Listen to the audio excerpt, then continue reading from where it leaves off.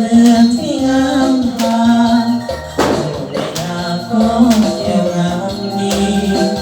เห็นแล้วก็อยากจะมีสวยงามดีน้องอาศัยบอกซึ่งทางสะอาด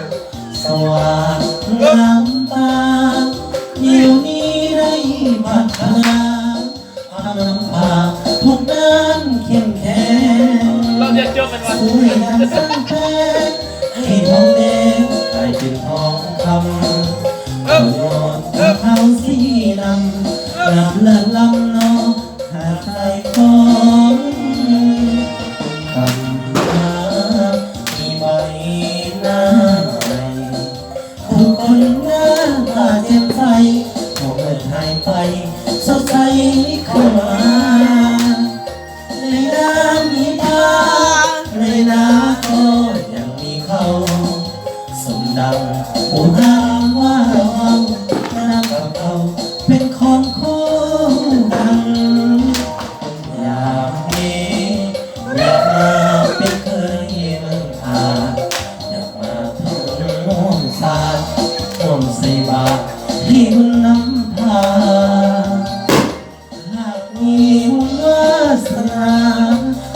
อยากมาเป็นเคยเมืองอาศัยเพราะว่าสารคำมันมันใจแยกเลยอ่ะพ่อเพย์สีกันคุยไรน่าจะเป็นเคยคอยแดกนะครับจะไป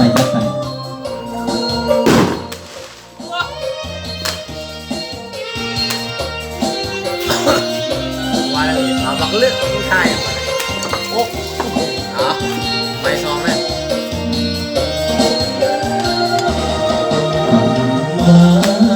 มีใบหน้าใหม่ผู้คนหน้าตาแจ่มใสพอเปิดไพ่ไปสดใสเข้ามาในน้ำมีปลาในนาก็ยังมีเขาสมดังผู้หันว่าเราน้ำกับเขาเป็นของคู่กันอยากมีอยากมาเป็นเคยรวยแดงอยากมาทำบุญเลี้ยงฟ้าห่วงใส่บาตรให้บุญนำพาหากมีบุญวาสนาอยากมาเป็นเคย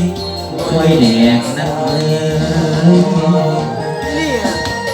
ว่าจะเป็นเคยพ่อแดงก็เป็นไทยหรือพ่อแดงก็ไม่ได้มีดว่าคุณจะด่า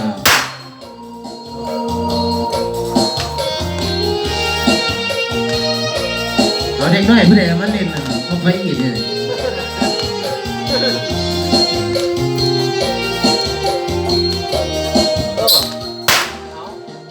ดีดครับขอบใจเลยนะ